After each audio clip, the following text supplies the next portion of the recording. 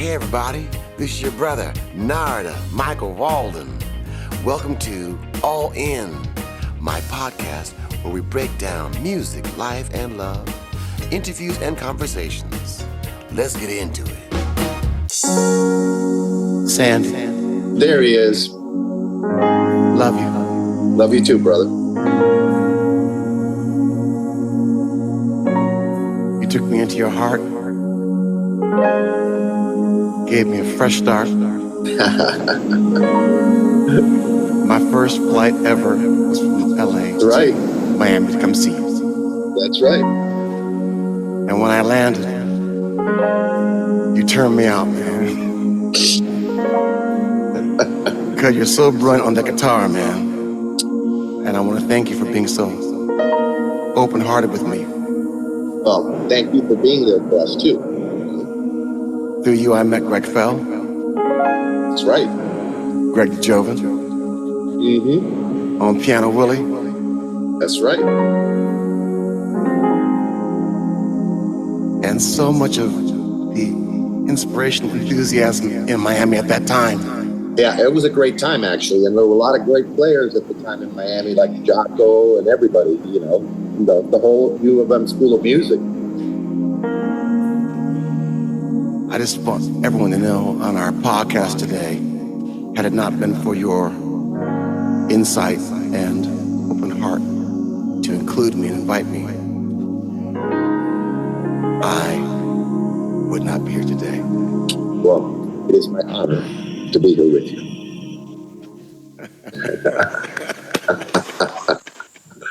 Gosh, man, gosh. How you doing? Tell me everything about you. How are you doing? I'm doing great. Lived in Miami for about 3 years and then got tired of that whole scene down there because there really isn't anywhere to play that much or anything, and it's all EDM stuff down there. So I moved back to Chicago, and I'm actually very happy here in Chicago. Yeah. Still have my studio downstairs. Mm-hmm. I came there once to do some jingle work. You came there and we did a demo for a Maytag commercial. Yeah. And that was actually the building where I was renting. That building got sold, and then I bought a building in what's now called the West Loop on Madison in Chicago, and built a whole new recording studio, a big one.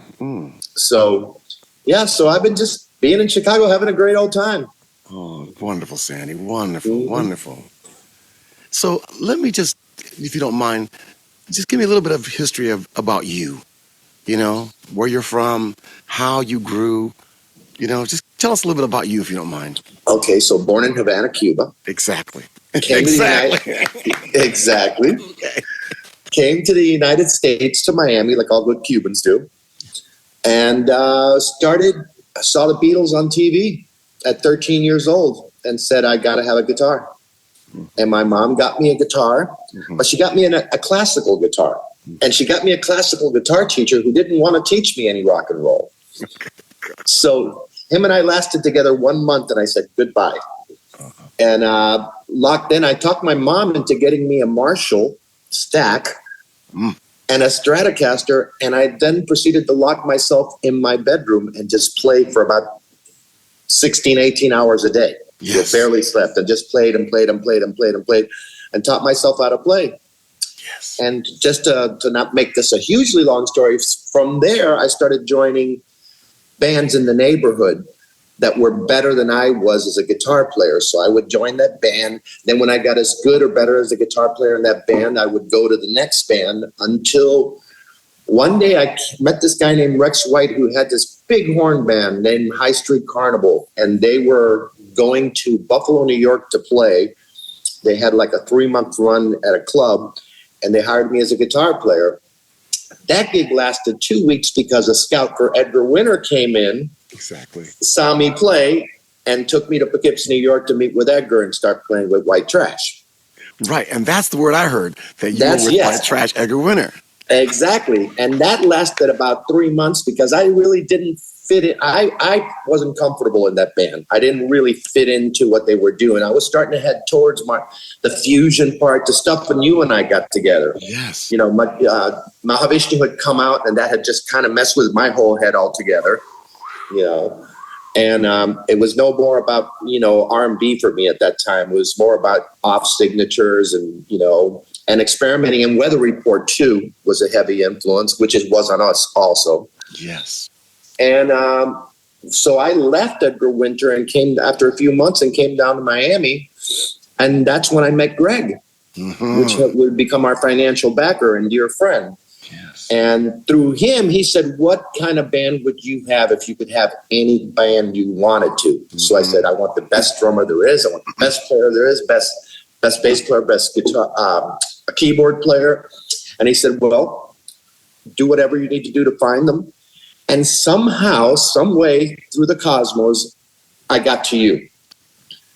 That's amazing. 'Cause I to this day, I don't know how that happened. I mean, I met you before we met Ralph, right? Yes. So it couldn't have been Ralph. No. Ralph didn't come through when we were living up in Canaan. Exactly. Through Michael Henderson. Through Michael Henderson. I came through. In fact, I don't even know how you got me on the phone to even invite me. I have no idea. It's crazy. I have no idea. All I know is it took. Yeah, that's right. Because Ralph, we'll talk about Ralph in a little bit, but you're right. He didn't come into the scene until later. Yeah. But I don't know how I would have gotten your name and number, but apparently it was just meant to happen. Yes, so it was.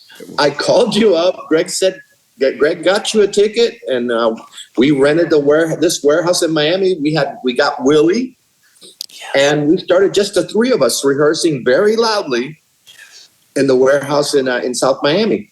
Yes. In deep search of a bass player because we didn't have one at that time. So I think, did we start with Dave Dutemple? Yes. Dave was a teacher or something. He was very refined. Yeah, very refined. And very good. He played a Dan Armstrong Lucite bass. I remember that. Yes. And we played with him. Then I think it was Rob Blogman, wasn't it? Rob came and played sometimes too.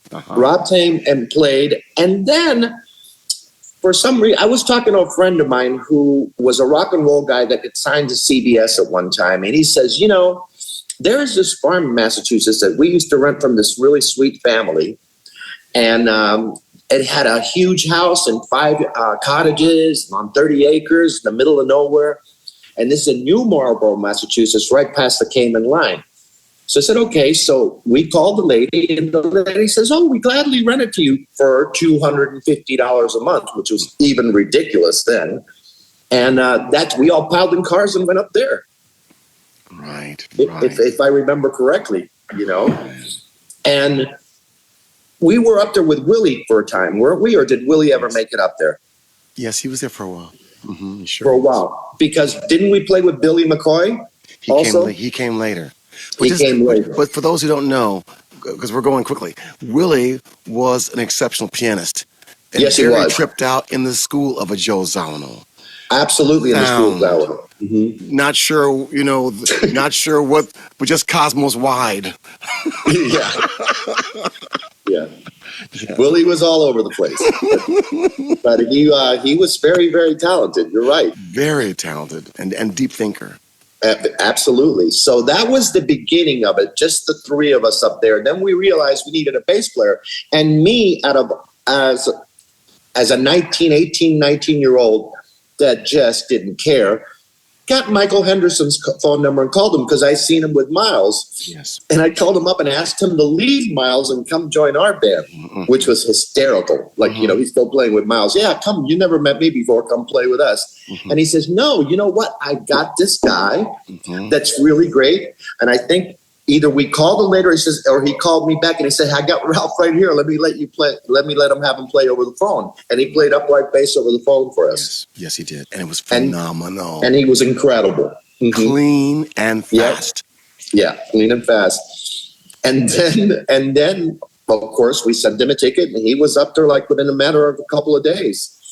And that's where it all really started. Then we had the 4-piece band. Then we had the core of the stuff. And then we started pretty much jamming every day and, exploring very different time signatures and kind of a cross between Mahavishnu and Weather Report.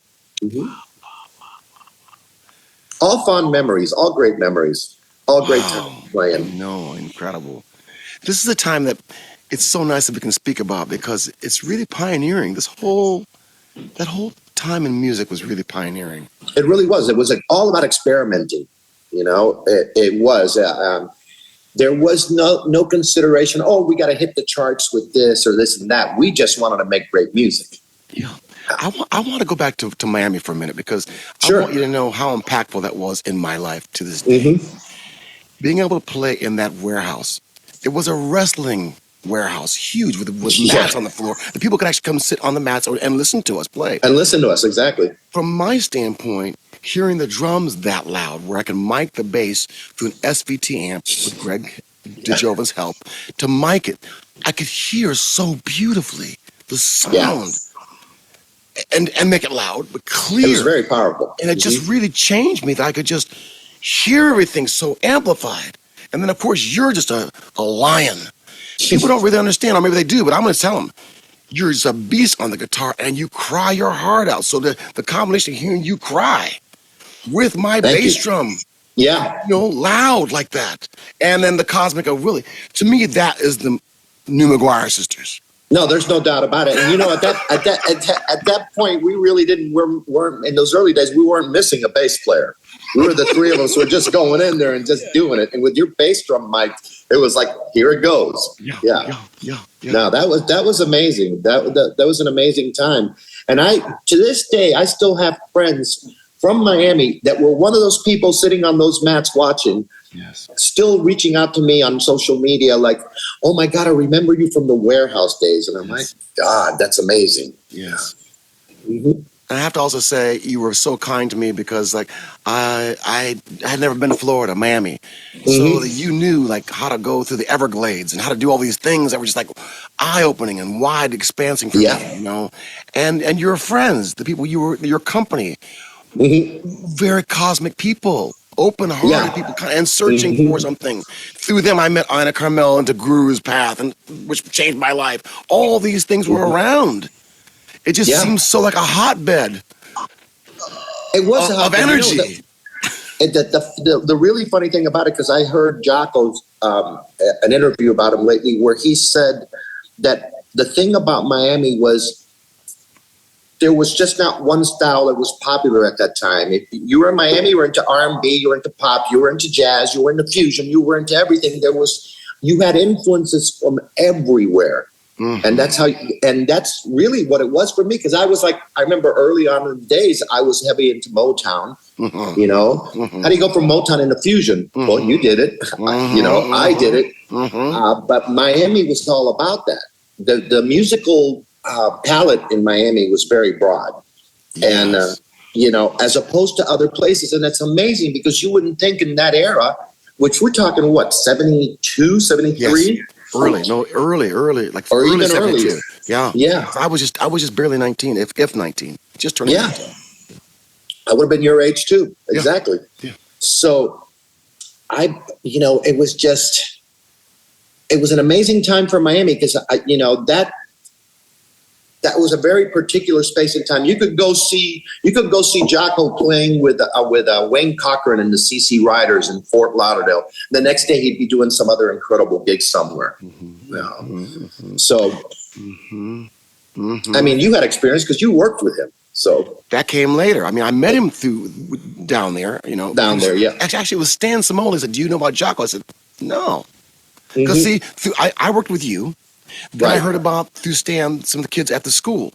There would be Pat Metheny. There would be Hiram Bullock. There would be Dixie Dregs guy. There would be different drummers floating Morris, around. There was, I think we had a guy come to the studio. Was it Ross Trout or something like that? Yes, another one. Guitar player, Patti Scalfa, who married Bruce Springsteen. There she was. Exactly. I'm just saying, it was all cooking at the school, but then we heard down the street was the Jocko guy. And you have to go see him. So then when I go and see him, then he's moving around playing James Brown stuff. Yeah. No, it was an incredible time. There was a guy named Ira Sullivan who was a trumpet player down there. Right. Yes. And he was playing at all these places. So you could go hear all kinds of music in Miami. It was a great time for it. And don't forget Danny Gottlieb, who would come around and play. Danny Gottlieb, exactly. Another great drummer. A lot of great people have come out of Miami. You know, it's just amazing. Yeah. I want to speak also. You changed me and moved me and opened my heart. Fashion-wise, it's probably why I'm wearing my hat for you today. You loved all the cool clothes that were just made for you, tailored for you with the hearts and the flowers, and They were made by and the boots and just had it going on, man. And the hair. I had all that stuff made by Jimi Hendrix's tailor because I met those people through Edgar. Yeah. So cool, man. So cool. It's very fun. I look at some of those outfits now and I go, oh my God, what was I thinking? But it was cool. Mm-hmm. One more highlight I want to speak about. There was an opening of a film, Space Odyssey. What's it called? 2001 Space Odyssey. 2001. And they asked us to come and open, the new Guitarist is the band, the three of us to come and open for the movie. And that was a wonderful experience. People packed into a theater, and here we go.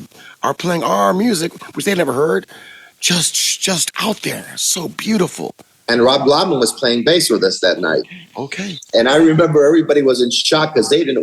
We were very fitting for the movie that they were about to watch. So they just didn't realize that, especially with a name like 13, the new Maguire sisters. It's like, what are we going to see? We're going to see some people doing harmony here, or like some old school. And no, we just kind of blew the roof off the place. It was pretty funny. Yeah. Mm-hmm. Great times. Gosh, man. Yeah, unbelievable. So, Sandy, I want to go back to the farm now. This place also so huge in my heart. The barn where we had set up upstairs. Mm-hmm. Just so incredible. The sound. The sound was incredible, yeah. And behind me was a door, like a barn would have, a door that could open up and see out to the back pasture. And quite frankly, going forward, the Hunky Chateau in France, where I did Inner Worlds, was the same barn. Same exact. Oh my God! Open up the back door, and there it was. It was the good Lord making all these parallels. But the farm, I gotta say, just changed me again. And yeah, I remember that door open and you playing all the time. And it didn't matter because our nearest neighbor was a quarter of a mile away, so nobody could ever tell us to turn down. You know, it was the best. Yeah. There's two stories I want to get into. Sure. All the jamming. First hearing Ralph Armstrong with his electric bass in that room. Oh, yeah. Coming through that with the fuzz tones and all that. I mean, speak about him for a minute, because now is a good time, and I'll get into my other stories. But we brought him there. The sound that he made was earth-shattering.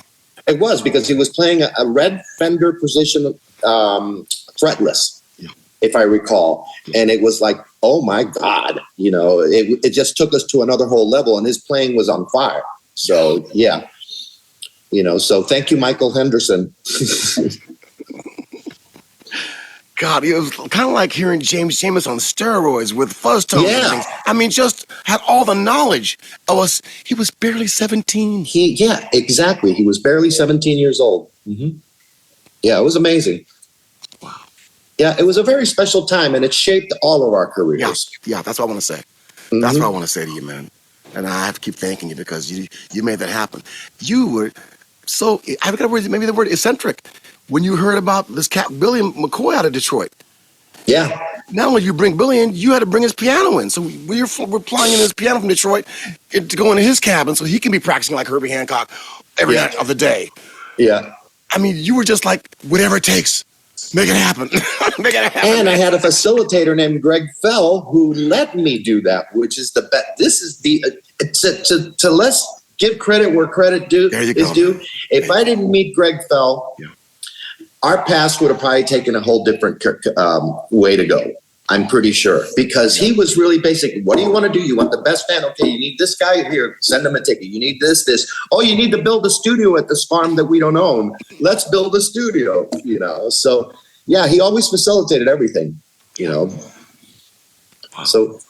And it'd be so cold in the wintertime, so cold up there. When I arrived after New Year's, it'd be the year of 1973, just after Christmas, it'd be the New Year's, that January of 73. And more snow than you've ever seen in your life. We were like, and remember, we were so out of it. We named that road. We climbed up the tree and put a sign up that said Uncle Remus Road. I love it. To get to the farm.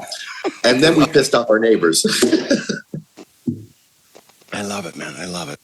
Yeah. Well, okay, I got to get to another story. Sure. I got to get to another story. As God would have it, I met Mahavishnu as God would have it. Yeah. And he, as God would have it, said, you live not far from here. When I went to go to a concert of him in Tanglewood Preserve. And he said, can you drive me to your house? He said, I got a station wagon. I can put my new Rex Bow guitar in the back and drive me to your house. I was completely shocked. So here I'm driving him in his station wagon with his new Rex Bow in the back. He sleeps. Mm-hmm. He's that tired. And I'm trying to find our house, which I did find. And when I get there, I'm like, you guys aren't going to believe it. Vishnu's in the car. Yeah. Speak about anything you remember about that time. Oh, I just remember that the next thing I know is I didn't even think he got a chance to rest. We immediately all went to the studio and just started ripping away. I remember playing his new double neck for a little bit. I remember trading licks with him and you two, and it was just on fire. Unfortunately, I think we were so mesmerized that we didn't record it. No. It was really just we're all just so excited. We were just all blown away, So I just remember we were on fire, just playing and playing and playing, and I could tell how impressed he was, with you guys particularly. So it was an amazing time. Sandy, I remember it very well. It was the morning after we had a little bit of a meditation. Okay. And then after that, we went to the barn. And in the barn, he sat on the high chair. If I'm here and playing drums here, he would be right here on a high chair somehow. Yes, on a high stool. Yeah. That's right, it was. Then you, Willie, Billy, and then Billy and myself. And then Vishnu had asked if we started playing fast funk, because we knew you liked fast funk. And he wanted everyone to solo first, so he'd have you solo. And you just ripped. I was like, damn, you just played so hardcore, man. I mean, just, watching you betcha. God dang right. And then, of course, Billy, and then Ralph broke out his fuzz stone playing fast, whatever he's going to. Yeah. But one thing I want to ask if you remember this one thing which really kind of shocked me. When it finally came time that he now wanted to solo, but Mahavishnu wanted to solo, he made a face at me of stone, like no expression at all. Mm-hmm. But the sound would be like his sound enormous. Yeah, exactly. But to look at his face, it'd be like nothing. Yeah. And it completely freaked me out. I don't know. Did you see that? Yeah, I saw it too. I didn't know what to think of it at the time. Mm-hmm. Yeah, me either. That's why I said I'm gonna close my eyes. and I did, and then I was okay. But then you were fine. At him, I'd never seen anything like hearing that kind of sound without the face of the passion that we're used to seeing. No, he was just completely stone-faced. And all that, you know what I mean? Yeah, exactly. No. Yeah, he didn't have any expression, which was very deep. And then after we played, he said, "This is so nice. I want to have a place like this." Yeah, man. God bless our hearts, man. God bless our hearts, man. Didn't we have Herbie Hancock and Headhunters up there? Well, now. Do you remember meditating with Jenny, my ex-wife? Yes, of course. With Herbie? Of course. In the big house. Beautiful Jenny, absolutely. I had been in Miami, and I was at a hotel in Miami, Coconut Grove Hotel at the time. I met Herbie, and I invited him to the farm when they were going to play Tanglewood. Okay. So remember, we picked them up at the airport in Greg's giant black Cadillac limousine, the old thing that we had, and took them back to the farm, and they stayed there for a few days. And we were going to actually, at that time, we were trying to get the lease for the board for the studio and all that. I think we were going to get a big MCI set up and everything like that. And we were actually they were going to come back and record there. Oh my God. Oh my God. Yeah. And I always remember you were always talking and fascinated with Tio Macero, the great Miles Davis producer. I walked into Tio. Okay. Tio Macero's going to hear this tape. We made The Crab. We made a couple other great songs, Time and Space. 13 Gorillas. Tio Macero will love this. And Tio Macero, that was going to be our hookup for the future. Tio Macero, speak about it. Go, man, go. No. So I remember this incredibly. So Greg Fell and I go to Columbia Studios, okay, in the city. We go into, or CBS, and we go into Tio Macero's office. He invites us to come in, to talk about it because we wanted him to sign us. So, we all had big hair at that time, particularly Greg. We walk in, and there is Miles sitting next to Tio. And he looks at Tio and he goes, Jesus Christ, it's Jesus Christ and another white man. So I love it. I didn't even know what to say. It's I didn't expect Miles to be there. So Miles looks at me and he says, "What do you got?" I said, "I have this tape here for Tio, they put it on and everything like this, and they're all digging it." And Miles looks at me and goes, "How good are you?" I said, "Well, you're listening to the tape. How good do you think I am?" He says, "No, I want to know how good you think you are."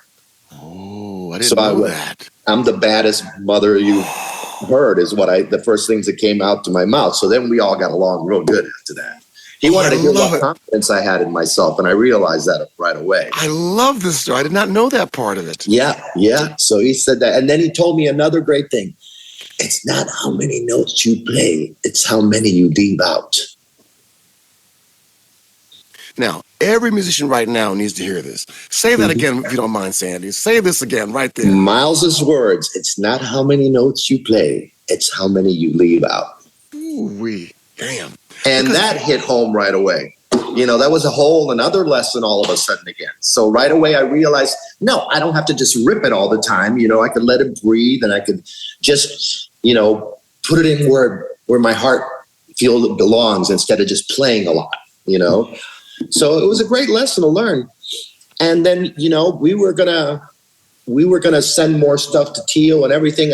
I don't know how close we were to getting signed, but he liked what he heard, and Miles liked what he heard. And then to fast forward, then Mahavishnu came and all that and happened, and he wanted you two guys and everything. So I then went from fusion into pop R&B.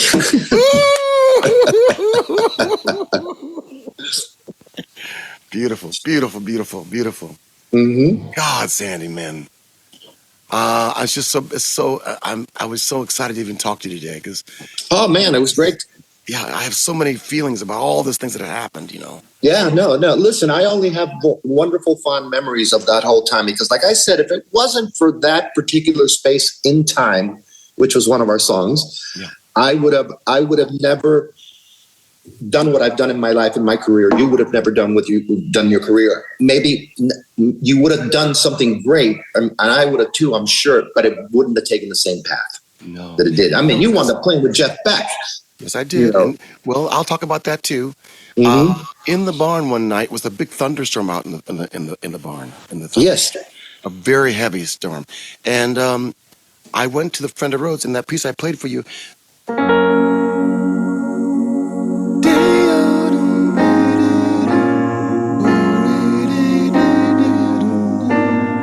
Yeah, it's called "Love Is Green" on Wired, but that's Wired. In the barn, in your barn. Wow. On the Friend of Rhodes on a thunderstorm. Wow. So that barn's been with me ever since, you see, just for all these stories. All these stories. Magical place. Very, very. My understanding is that it's still there in one piece. Well, maybe we should go back there and do a jam session or something. I would love to go back there and see what's going on, Okay. and just see, what, if anything, they did to it. But I know that Greg was the last one to have gone by there, and I said the farm is still there. Mm-hmm. There's more houses now closer by because we had 30 acres and we wound up buying it. So when we sold it, everybody was trying to develop and get houses close to it and, behind it. So it's probably it's not going to be as much space as it once was, I'm thinking, but I'm pretty sure everything's still there, and it's by somebody from New York's vacation home. Yeah. Mm-hmm. But we should go up there sometime. All right, brother. I'd love to. Because we still got Ralphie. We got Ralph, and Ralph's very excited. I actually thought, should I do like a three-way with put him on with us, which we can do at some point. But I just wanted to talk to you because I haven't seen you in this kind of setting ever before. So I wanted to just hear your stories, Yeah, because absolutely. Quite frankly, Sandy, you are a great pioneer of a new music. And I have to really say that. Oh, thank you. People don't understand. We were kids. Yeah, we were. Coming up under Beatles, coming up under Motown, coming up under hearing Vishnu for the first time, then the new wave for the first time, and then digesting it and mixing it with a new brew that had never been done. And writing in 13/8 and all this stuff, it's like, what? Yeah. So this is why I'm very honored to have you on our show, and the floor is yours. Anything you want to say, because things that you know and things you've seen, like this Miles Davis story, which is like what everyone needs to hear right now, because they're busy playing a bazillion notes because they can watch YouTube. Yeah. But they don't understand the magic is not what. Thank you for saying that. I see so many guitar players right now on YouTube, just way younger, even just ripping it, technically incredible and this and that. The famous Miles Davis words coming to mind again. It's not how many notes you play, it's how many you leave out. Let the instrument breathe. Let your thoughts breathe. Don't try to pile it on, because you're really losing the feeling. You're not benefiting by that. Yeah, you're showing how great you are and all that stuff you can do. But music is not about that. It is about what touches your soul. The technicality aspect that it's become is one of the things that I don't like that much. And there's some amazing guitar players out there too. One of my favorite right now is Eric Gales. Yeah, he's got heart. He's got a lot of heart. Got a lot of heart, man, and I do love him. Carlos called me on the phone just a couple of days ago, and he was saying the new gunslingers. And he mentioned Eric. Yeah. No, Eric's tremendous. Gales. I just saw him about 2 months ago here at City Winery. Okay.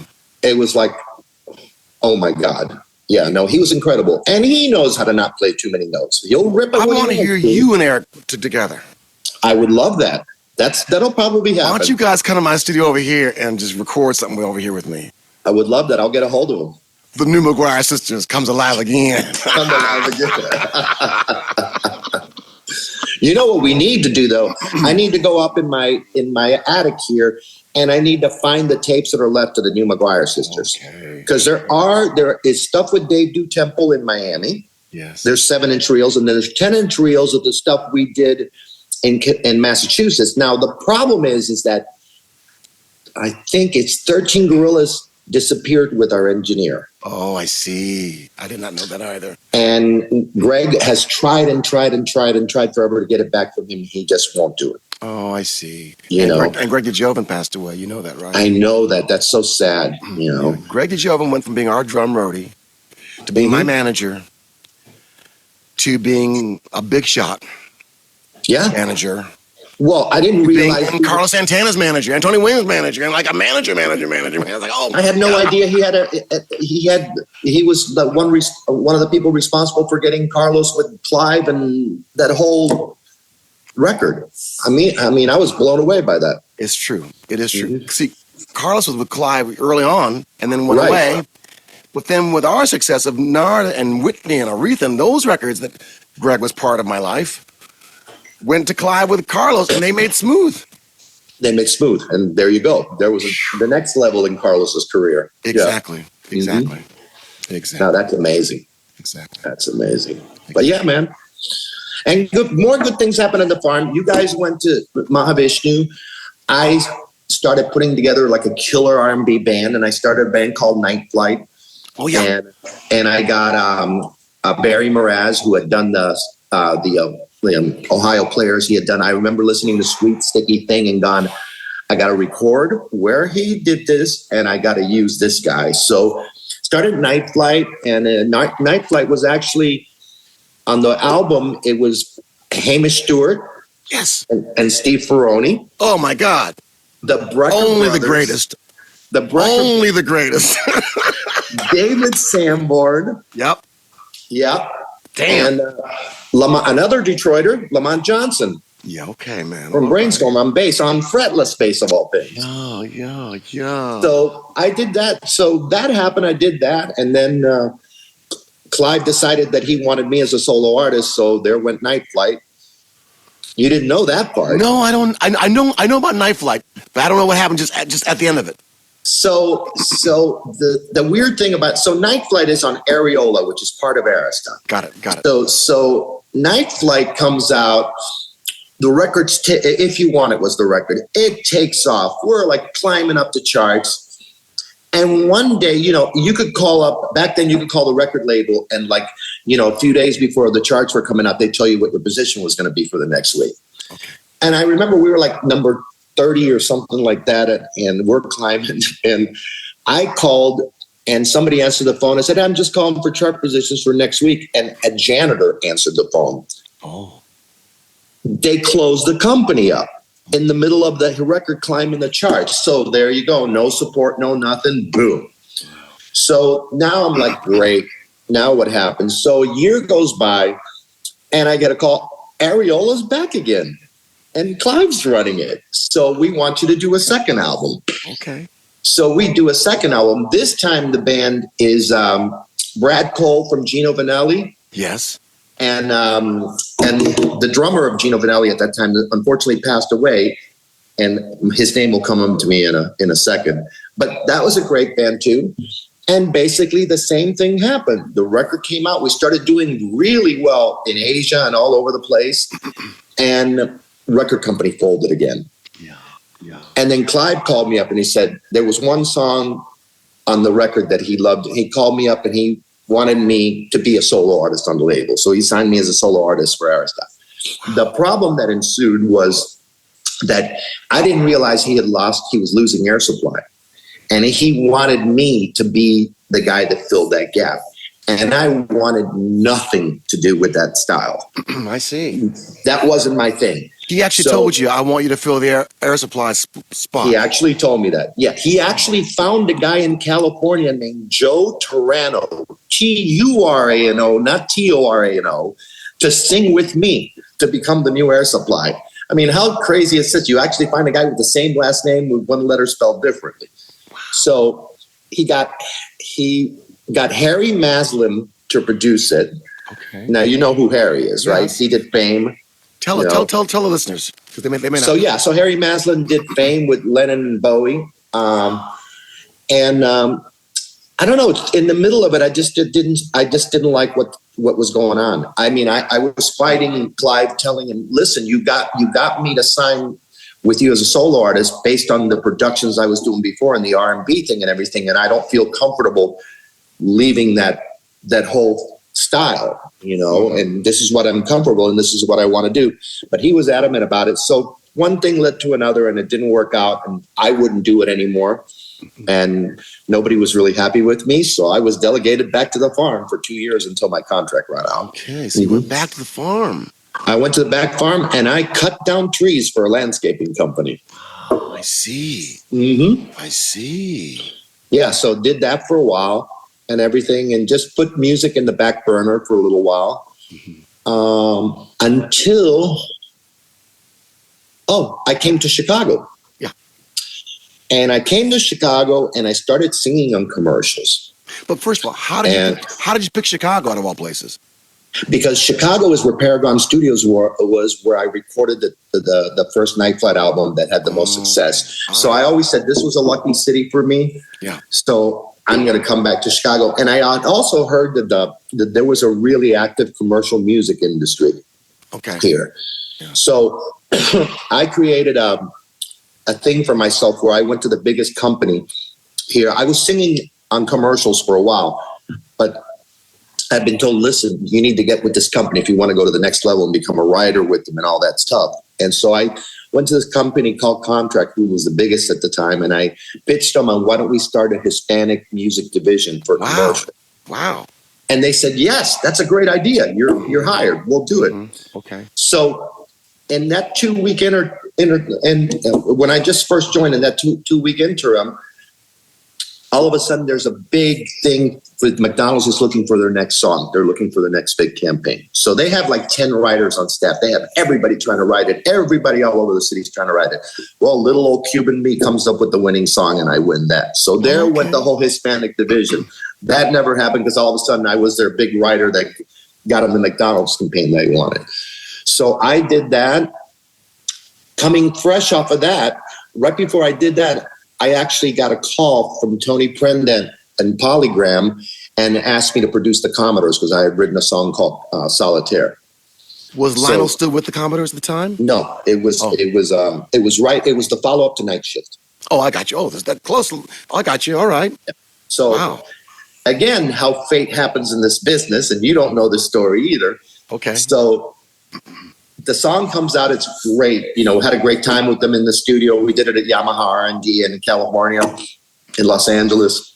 And Vinny Colaiuta played drums. Ooh. Mm-hmm. Only Vinny Colaiuta. Only Vinny Colaiuta. Only Vinny. As a matter of fact, I had asked Jeff. I asked Jeff Porcaro if he would play drums, and he goes, "You know what? I think better suited for you would be Vinny Colaiuta or John Robinson." Oh, yeah. So he said, "Why don't you call Vinny? Call Vinny." And of course, I called Vinny, and boom, we did it. So here, all of a sudden, so the Commodore's things comes out. It takes off. It's doing great. Oh my God, I'm gonna have like my first number one and this and that. Me and Jenny go to Key West to this big resort, get a big suite, sitting there having a great time. On comes the TV, and it's Arsenio Hall show. And Arsenio starts talking, and it's like, "We have a special guest here tonight. We have one of the members of the Commodores." So it's the keyboard player from the Commodore. And he goes, "So what happened? We hear you quit the Commodores." Says, "I quit the Commodores because they're going to play apartheid in South Africa." I basically looked at my wife and said, "No, we're not going to have a hit record. This is over right now." The next day, the song was off the charts, and that was it. Mm-hmm. So it was always this close and this close and this close. But, you never give up. It was just I just laughed at it and this and that. But then, like I said, I was in Chicago. I came here. I started doing commercials. I started my own company, and I have no regrets. Everything went great. Wow, Sandy, incredible stories, man. What about your children? You got children. Tell me about this. So I have a soon to be 36 years old, October 24th. Congratulations. I got a 2-year-old granddaughter and a 7-month-old grandson named Arlo. So Luna and Arlo.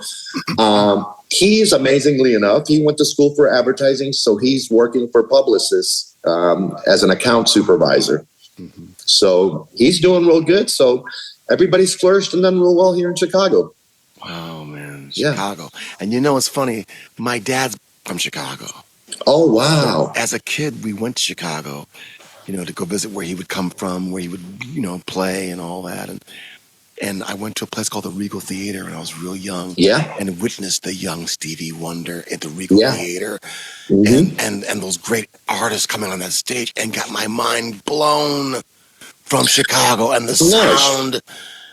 Chicago has been a great music town for the longest time. I mean, that's where I met Daryl Jones, because now I'm in the Daryl Jones project. I play guitar with Daryl and his band when he's not busy with the Rolling Stones. What? Can you slow down now? Tell people about Daryl Jones, because this guy's only with the Rolling Stones. This is a serious cat, man. It's a serious cat. Yeah, 31 years with the Rolling Stones. 31 years. So I'll tell you another funny story about that. So I meet Daryl. The China Club is opening up in Chicago, and they need a house band. So I start the China Club house band with Daryl on bass and Todd Zuckerman on drums. Oh, yes. You know Todd. Yeah, no, he's a great cat.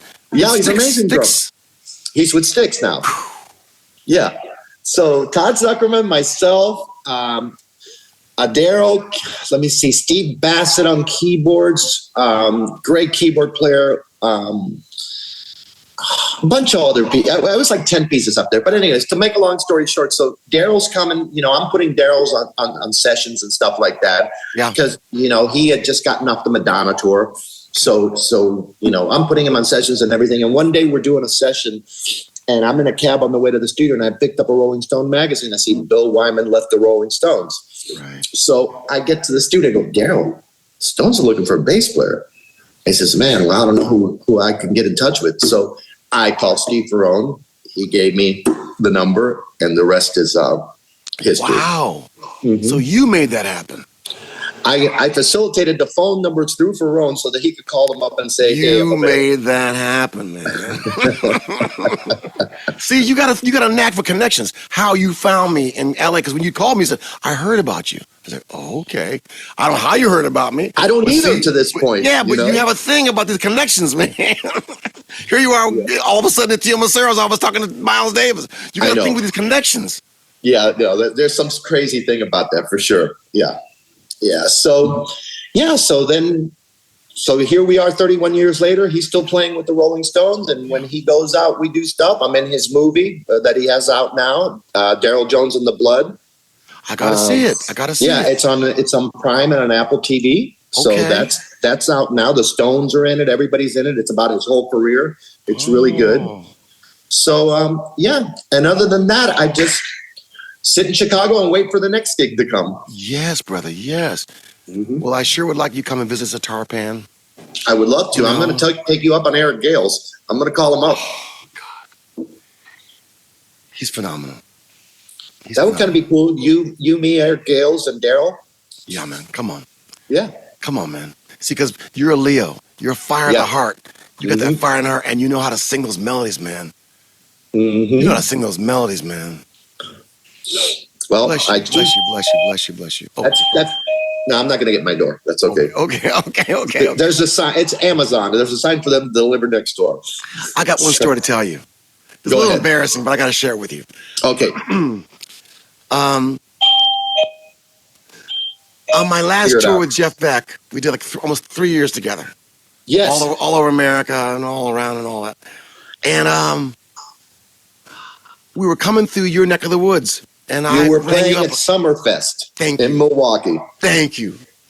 I wanted you to be there, and you were so kind to come. Mm-hmm. And just before we went on stage, Jeff and Rhonda got very creative. And they said, now, after Narada's drum solo, let's do this diversion into this other song, and that'll be fresh. So I'm like, oh, okay. Kind of just whatever, right? I'm aware of you being in the audience because you're my guest. And my mind is really highly attuned to you. And when it comes time for my drum solo, I kind of join your spirit and get so far out there.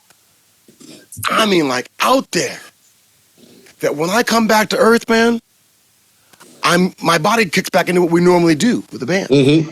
But they weren't there. They had gone into this thing they decided they were going to do before we walked on stage, this other thing. I was like, what are they playing? Yeah. And I remember after the show, I was like, Sandy, I'm so sorry. I was doing my best for you, man. But we went to a whole different thing after my drum solo. I was not even aware. No, you weren't. I remember that. I always have to apologize to you for that. Nah, it's okay. It's okay. We still haven't never lost touch, so it's good. I love you, man. I love you. You too, brother. You too. I love you. I got to always thank you for small things that became big things. I remember one time we were in Miami and you said, oh, I saw that picture of the guru. He smiled at me too. Do you remember that? Yeah, I do. Mm-hmm. See what I mean? Little things. Because the guru ended up like just in my life. Yeah, exactly. I still carry the name that he gave me, Narada, to this day. No, I know. Because of you in Miami. Connecting these dots with Ina Carmel and all that world that was just going around with Mariah Hips and all those great people. It was an amazing time. Unbelievable. Yeah, it really was. It was almost like we were in this flow of energy that everything that we came across was good, and it was positive. And the music, you so loved Eric Gravatt on the first Weather Report record, and you studied, and then I'm studying, and we're being influenced and taking it in like water. Eric Gravatt's cymbal work, the intensity of the new music, which we've never heard before. Yeah. So all these things, man, are just the molecules that are making us up. So as we go into pop music now in our lives, we're bringing all that information with us in the pop music. There's no doubt about it. It influenced it quite a bit, But again, one of the most influencing things in my life, it's not how many notes you play, it's how many you leave out, and that has never left me from the moment he said it, because I got it right away. The moment he said it to me, I said, I knew exactly what he was telling me, and he said that to quite a few people from what I understand. Because, another friend of mine that I played with a little bit, Vince Wilburn. Very well. That's his nephew. Yes, it is. It's his nephew, and Vince is very proud. He played drums with Miles. He played drums with Miles when Daryl was the bass player with Miles. Okay. Yeah. Yes, I know Vince very well. He's very, very kind to me. Yeah, he's a sweetheart. Yeah, so no, I mean, that's the amazing thing about Chicago. Look at all the talent that is here and it has been here. I mean, there's some great players in Chicago, and a lot of them have just gone to great careers out of here. There's a cat named Kenny Burke, a bass player, singer from a band called the Five Stair Steps. They were a great vocal group that Curtis Mayfield produced. On the R&B side, Kenny Burke, he went on to play bass with me on my album called The Awakening album. And I was just a big fan, of course, because of the Five Stair Steps with Curtis Mayfield. Yeah. You know, see, Curtis. I'm from Kalamazoo, which is not far from Detroit. But the Chicago thing really rivaled Detroit with Curtis and the Stair Steps and all that stuff, and the Regal Curtis, Theater. Of course, yeah. Mm-hmm. Man. Great time to be in music. Man, oh man. Mm-hmm. Well, Sandy, love you, respect you. Love you, my brother. Let's do this again to get Ralph on. Absolutely. You let me know whenever you want. We'll do it with Ralph, and I'll make some phone calls, see if I can get a hold of Eric Gales. Yes, of course. Of course. Yeah.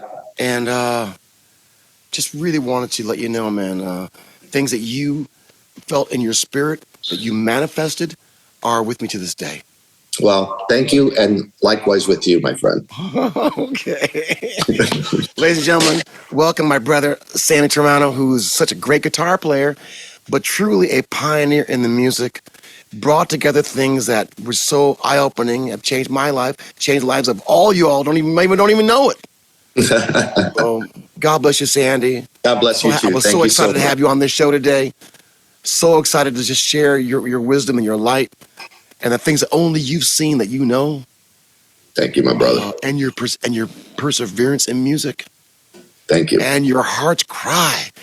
I got to put you on level with Hendrix. I got to put you on level with the Raymond Gomez and the Carlos Santana and all the greats. You're right there, man. You're right there with the cry and the precision and what Miles Davis taught you, knowing what to play and what not to play. Damn. Exactly. Mm-hmm. What a study in music. Yes, sir. I'm always here for you. Just know that, brother. I'm always here for you. You too. Okay, my peace. Peace. Thank you so much for listening to our All In podcast. If you enjoy the show, please follow, like, and subscribe on our socials. YouTube, Official Narada Instagram, Official Narada, one word. And All In with Narada Michael Walden on Apple Music, Spotify, and more. Thank you so very much.